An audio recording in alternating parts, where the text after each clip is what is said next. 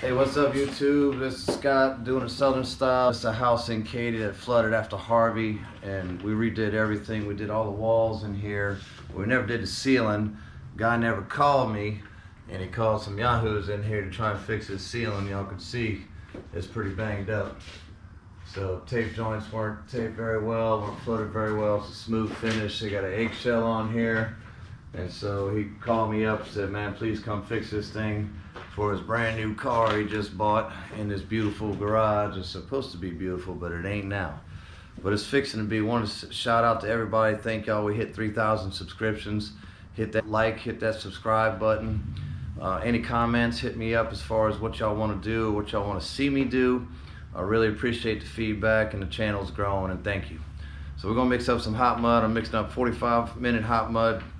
A little about 3/4 of a bag, and we'll put a little bit of mud in it, which will help set it up. That'll give us about 20 minutes to work on the ceiling, and it's gonna lock up. So we're gonna mix them up. We'll be right back. Got some hot mud, like I said. I mixed up 45-minute Proform.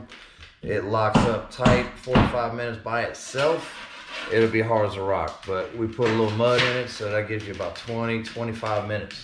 So you see these seams are rocking. Whoever fixed them messed them up, didn't do well. So we're gonna bust these bad boys out and try to get them level. Here we go. So I always do what I call a 22 on these seams. My tape joint is right there, so I'm just gonna overlap just a little bit. I say 22s, I'm doing this with a 12-inch knife, but that's gonna give me 22 on my float coat and then allow me to cover on my skim coat 24. So if you see, I'm overlapping just a little bit inside the seam and not doing quite a full 24. I'll just take my 12 right down the center, and we're gonna float it. So that kills that center, like that. So then feather edge, which I do on a lot of my videos, you can do it with your 12 or your 6. Just lay that edge down. So it's a seam, but I'm floating it like I would a butt joint. The same thing, I'm gonna feather edge, put that knife down here, just pressure. I'm just gonna lay that center down. Little piece of trash here. But not a lot of pressure, I'm just laying that edge down, that lap mark down.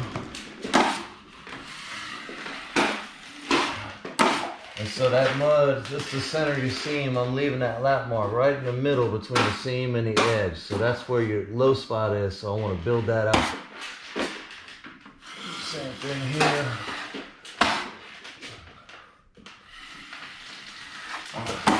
It's rocking. We call it rocking. So, do the same thing.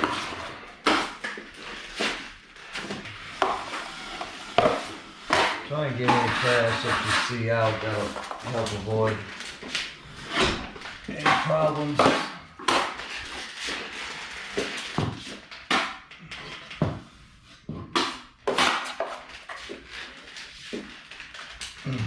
So it's just float coat. You can see every nail hole in here. So we're gonna go through your biggest of your seams if they're sticking out. A bad spot here I'll hit. Then we'll go through and hit all the screws. This is just float coat, so we're gonna do this, and we'll do a skim. But we're gonna get all our seams as level as we can on the float coat first. Same thing, 12 down the center.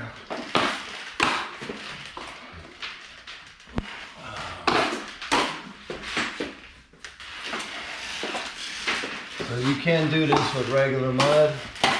Obviously it's going to take longer to dry. Us being professional patch masters, if you will, we don't want to come back tomorrow and hope this thing is dry so we can skim it. The same thing, we'll lay that down in the middle. This allows us to do your float and your skim in one setting. Now it is smooth finish, so we're not gonna texture, and we are gonna come back after we skim to sand. So this is a big old hump. I don't know what the heck that is right here in the middle, but we're gonna put some mud on it and make it go away. Same concept. Put your mud on thick. I'm gonna stay in between my other joints. Try not to get in there. Real gentle.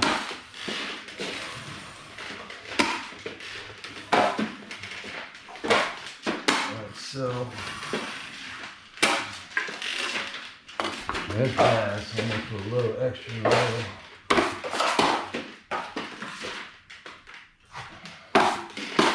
Same thing, same scenario.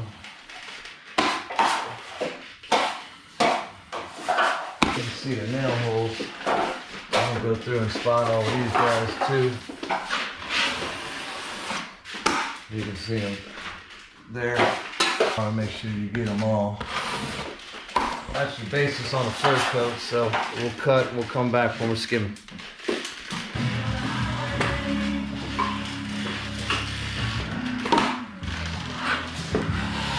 Alright, so we're back. So we got everything floated. This is set up pretty good.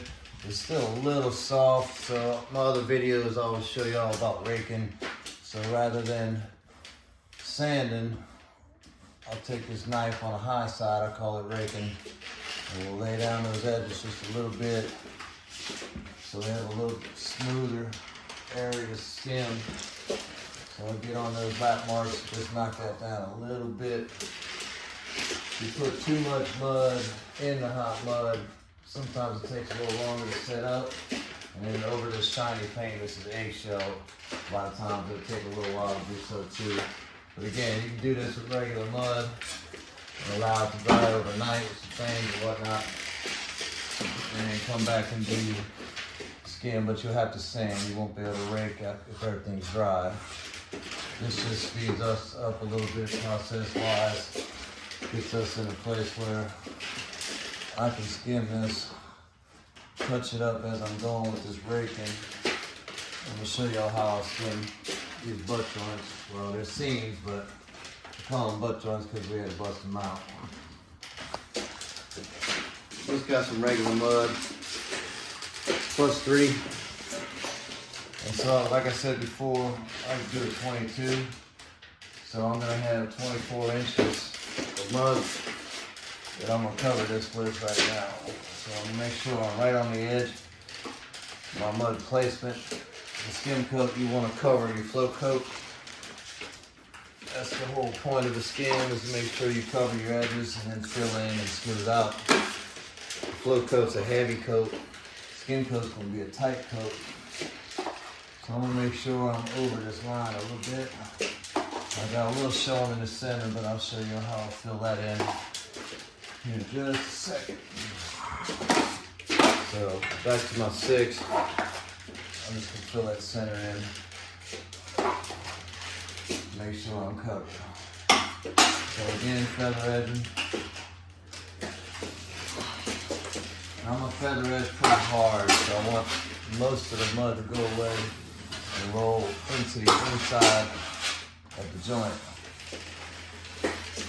Like so. I'm going to take that 6 and come down the center. I'm just going to lay that center down. A little more there.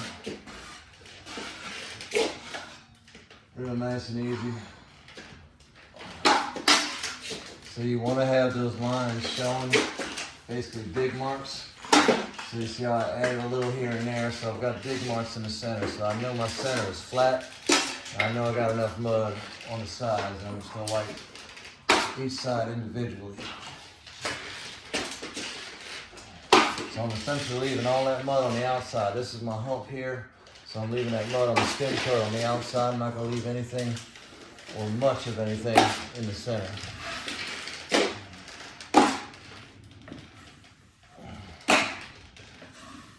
So on the float coat, I left that lap mark center, which is filling.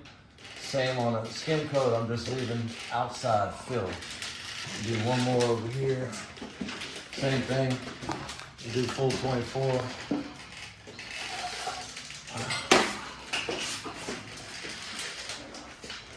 And again, I'm gonna make sure I'm on the outside and I'm covering that edge. The skim coats, you want to cover your edge.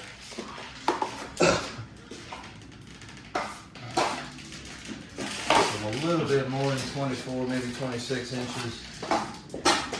Fill that center back in.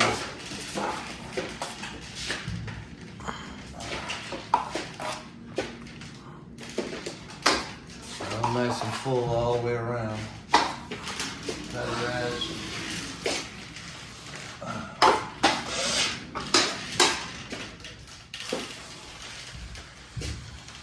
Nice and tight. Bring that 6 down the center.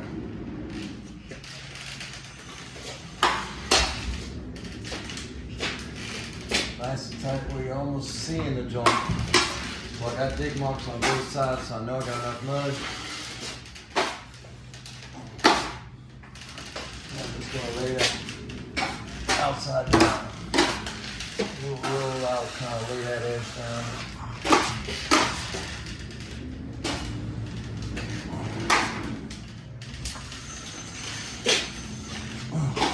There it is. Got this bad dude right here. Same thing. Get in here. Stop at the edge of my joint. So I can get into it because I already got it pretty.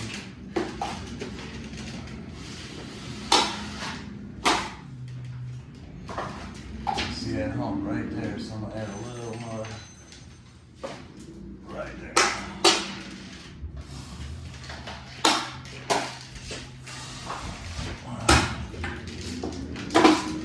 Same scenario, I'll just feather edge into it and I'll stop right at that joint.